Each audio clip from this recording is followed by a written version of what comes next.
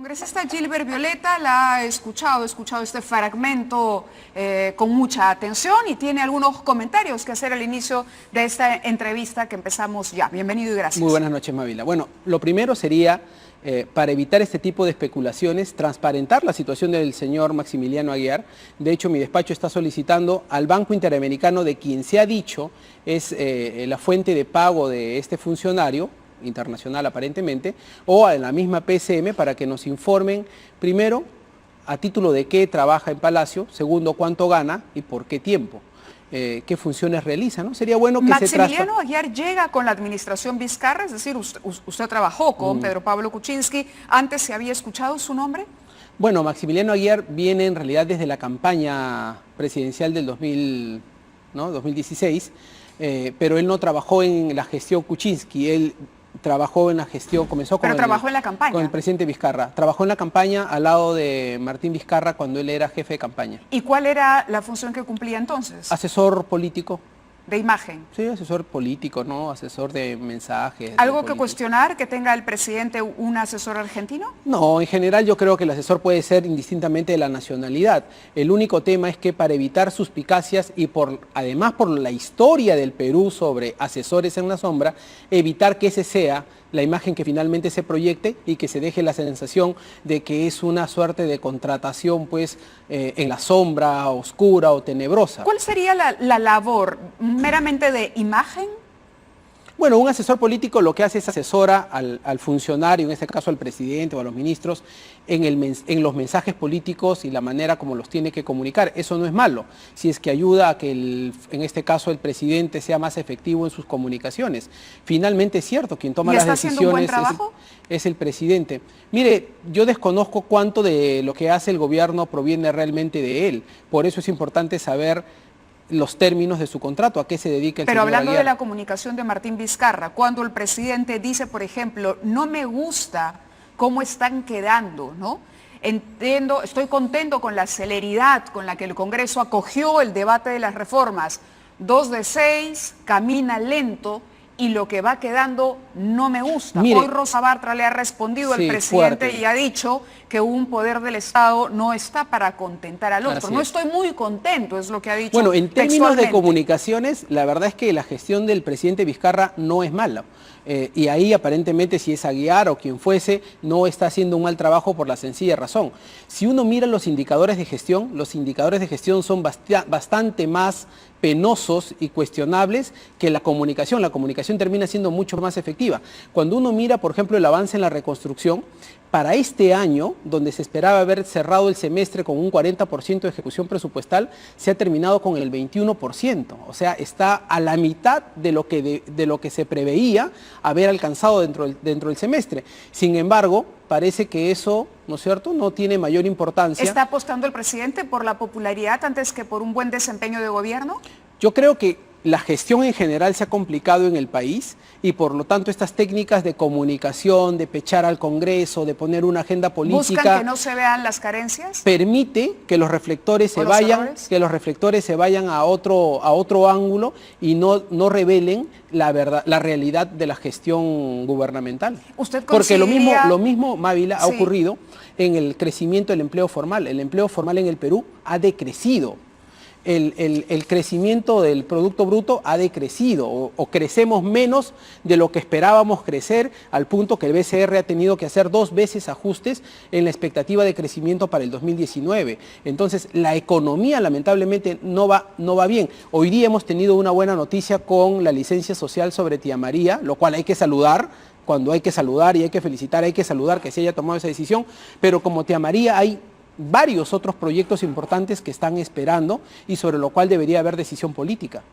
Bartra respondió, ningún poder del Estado existe para contentar al otro, ¿de acuerdo o en desacuerdo? Completamente de acuerdo. Los poderes del Estado, para que estén en equilibrio, tiene que haber un nivel, digamos, técnicamente de confrontación, pero la confrontación tiene que ser democrática y respetuosa. Respetuosa, no irrespetuosa, sino con respeto. y no puede ser posible de que este sea un tema de permanente agitación política en la que el presidente se refiera al Congreso de una manera desafiante, como si el Congreso no hiciera nada, y eso me parece injusto.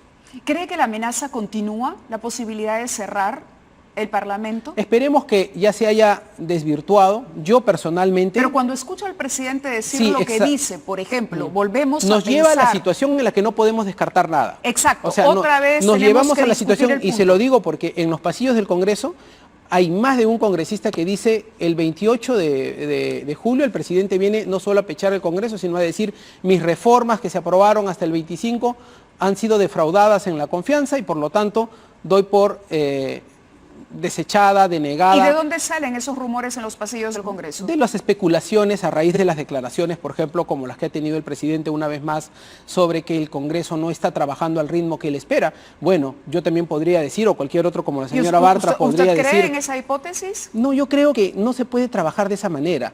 Hay un plazo que ya se estableció, que es el 25 de julio, y el 25 de julio, al final del día, haremos una mesa, haremos un balance, y ese día se sabrá si se cumplió o no se cumplió. Lo que no es posible es que cada minuto o cada día se genere un clima de zozobra, de inestabilidad, que al final termina costándole al país, porque la inestabilidad política se refleja también sobre la economía. Le ha pedido al ministro Ceballos que renuncie. ¿Por qué? Bueno, ayer, una vez más, he visto este informe de Cuarto Poder sobre el caso de la liberación con sabor a fuga de este alias Goro, ¿no?, de este delincuente de la red Álvarez, el señor Rubén Moreno, que ha salido de una manera absolutamente impune, librado con una suerte de prisión domiciliaria, sin grillete electrónico, con informes contradictorios del INPE, teniendo 25 años de prisión. Y de repente se le alinearon los astros, una serie de funcionarios del Poder Judicial, de la Fiscalía y del propio INPE. Claro, este sicario sería un operador criminal de la red Álvarez, que además se le acusa de haber matado a este consejero regional, el señor Nolasco, a la única testigo que había en ese momento, que es Hilda Saldarriaga, y al hijo de Nolasco. Entonces, resulta que este señor de pronto se le da esta libertad, se va a su casa, supuestamente, a un lugar donde debía tener custodia policial, no llega nunca al lugar donde estaba, nunca se le pone un grillete electrónico, y bueno, no pasó nada. Renunció el jefe del INPE, pero más allá de las investigaciones que establezcan responsabilidades legales en el Ministerio Público, en el Poder Judicial y en el propio INPE, la responsabilidad política es del ministro de Justicia. De acuerdo. Entonces aquí lo que estamos diciendo es, señor ministro de Justicia, asuma usted su responsabilidad. Vamos a la pausa y regresamos con el congresista Gilbert Violeta. Muy bien, continuamos conversando con el congresista Gilbert Violeta, quien ha dicho que el ministro de Justicia tiene que asumir una responsabilidad política en la excarcelación de este sicario llamado Goro. Ahora, el ministro ha ido al Congreso la semana pasada a la Comisión de Justicia. Se ha debatido en comisión, no hubo quórum, tampoco prosperaron los pedidos para formar una comisión investigadora. Ya no habría subsanado con las sanciones administrativas el ministro este error donde evidentemente hubo negligencia de limpia a nivel administrativo. Bueno, el ministro va a ir mañana. O sea, mañana se va a ver en la Comisión de Justicia este caso. Pero yo insisto, Mávila, las responsabilidades administrativas y las responsabilidades legales se determinarán fruto de las investigaciones.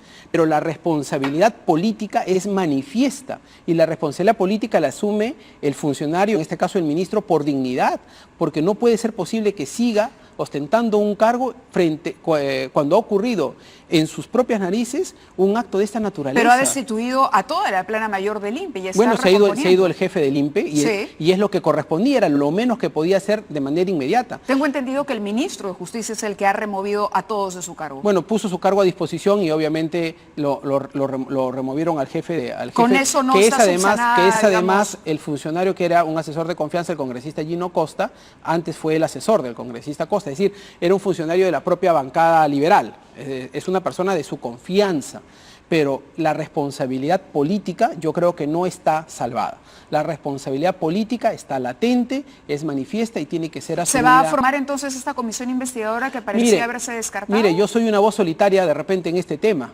Yo no tengo la capacidad de formar ninguna comisión investigadora, pero nosotros, por lo menos políticamente de nuestra bancada, hemos dicho que queremos por lo menos que el ministro explique, en primer lugar, para conocer todos los detalles, que se vean qué acciones legales y administrativas se están asumiendo y que más allá de eso, el ministro no eluda su responsabilidad política. Muy bien, vamos al tema de la reforma que no tiene contento al presidente de la República. Se aprobó el día de hoy que los partidos vigentes tengan elecciones internas solo con afiliados. Quisiera un comentario sobre este tema. No, creo que es impreciso. En realidad lo que se ha hecho es lo siguiente. Todos los partidos, después del 2021, todos en general van a quedar sujetos a elecciones internas abiertas y con participación ciudadana y de naturaleza obligatoria. ¿Qué es lo que ocurre? Que en función del calendario electoral para el año 2021 tienes que establecer un régimen de excepción, por el solo hecho de que antes tú tenías 270 días para el calendario electoral y ahora con elecciones internas de por medio vas a tener que ampliar este calendario. Entonces se ha establecido que excepcionalmente para el 2021 vas a tener que establecer como una situación pues distinta de regulación especial. Y solo en ese proceso, excepcionalmente, quienes elijan elecciones abiertas utilizando a toda la ciudadanía podrán hacerlo. Y quienes decidan hacerlo solo con su militancia van a poder hacerlo también de esa otra manera. Lo que ya no va a ser posible es utilizar el sistema de delegados. Eso ya queda absolutamente descartado. Correcto. ¿Con esto no se desnaturalizan las propuestas del Ejecutivo? ¿No se le da un argumento al presidente para crecer? Yo creo que no. Mire, toda la reforma política es una situación compleja. Cuando uno comienza la discusión se da cuenta que es una pieza llena de asteriscos y de aspectos muy delicados que cuando tú mueves una pieza se descompone mucho del sistema. Entonces hay que ser muy cuidadosos con cómo se cambia. Por ejemplo, había este famoso 1.5% para mantener la inscripción. Sí. Pero está puesto dentro de los requisitos no para la inscripción, sino para pasar a la siguiente etapa. Es decir, si tú no alcanzas el equivalente al 1.5% de los votos válidamente emitidos, tú no pasas de las primarias a presentar candidatos. Los partidos que no alcancen el 1.5% de los votos válidamente emitidos se quedan sin candidato a la presidencia ni candidatos al Congreso. ¿Y eso está enmarcado dentro de la esencia de las propuestas del Ejecutivo? Yo creo que sí, porque la idea es que aquí se ha bajado la valla. ¿Por qué no está contento el presidente? Bueno, habrá que preguntarle en más detalle a él por qué cosa lo puede... Aunque él ha dicho que está de acuerdo con el contenido, pero que lo que le fastidia es la demora, los tiempos, los plazos establecidos, ¿no? Pero la verdad es que los contenidos, yo creo que en términos generales, en la mayoría de casos, se ha mejorado a lo que ha presentado el Ejecutivo. ¿Cuál cree es la proyección política de Martín Vizcarra? Bueno, él sigue teniendo un techo político importante, es una persona que tiene, ¿qué?, 54 años, 55 años, más allá de que no pueda postular el año 2021, en lo sucesivo, el 2026 podrá hacerlo. Pero cuando usted, por ejemplo, hace el análisis de la presencia de este asesor argentino y cuando dice aquí se está tratando de que la comunicación del presidente sea una comunicación efectista, que de alguna manera pueda distraer la atención, usar el asunto de la confrontación con el Parlamento para que no se mire la lentitud de la reconstrucción o el gasto público, por ejemplo. ¿Usted cree que hay un tema de interés político a corto plazo del presidente Vizcarra? No, no lo creo. No tengo en todo caso elementos para afirmar una cosa así. El presidente ha dicho que él no postula. ¿Le cree cuando dice que no va a postular? Él ha dicho que no postula el 2021. Sí. Y en uno de los proyectos de ley sobre gobernabilidad ha establecido que el vicepresidente no se puede postular inmediatamente. Un vicepresidente que asume las funciones de presidente no se puede postular inmediatamente. Y creo que esa propuesta que proviene del Ejecutivo se aplica perfectamente a su caso y por lo tanto es la mejor demostración de que él mismo ya ha entendido o lo ha dejado claramente establecido que no va a postular el año 21.